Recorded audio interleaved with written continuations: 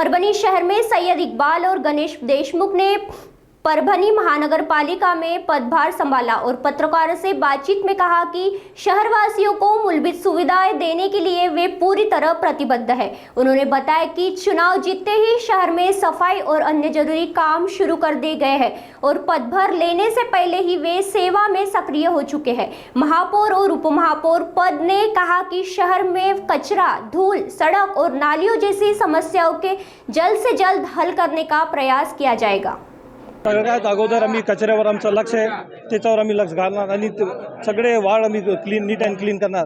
ते बी आम्ही आमची आता चालू झालेले कामं या महापालिकामध्ये येणे अगोदर आम्ही काम सुरू केलेले।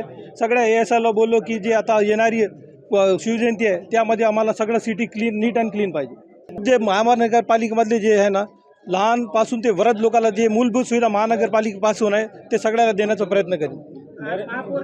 फाईल येतील त्याच्यावर कारण आता ते आपल्या त्यांना बोललेलं त्यांच्या महापालिकावर त्यांचे जे पैसे पेंडिंग आहे ते आम्ही त्याला व्यवस्थित बोलून त्याला कॉन्फिडन्समध्ये घेऊन आम्ही काम स्टार्ट करणार आहोत। आता सोडून द्या ना, नाही ते विरोधाला आम्हाला काय उत्तर द्यायचं नाही, आमच्या कामातून आम्ही त्यांना उत्तर देऊ।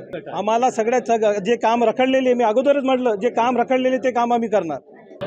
ज्या गोष्टीचा अनुभव या ग्राउंड लेवलला ज्यावेळेस आले तर त्या गोष्टीची कुठेतरी पूर्तता आपल्या उपमहापौरपदी ज्यावेळेस आज जे चार्ज घेतला आहे तर त्यानिमित्ताने मी खरंच सांगतो की नगरसेवक काय काम करतो आणि काय काम करू शकतो हे उपमहापौरपद भेटल्यानंतरच मी आता तुम्हाला या विकास आराखड्याशी जुळवून दाखवेल।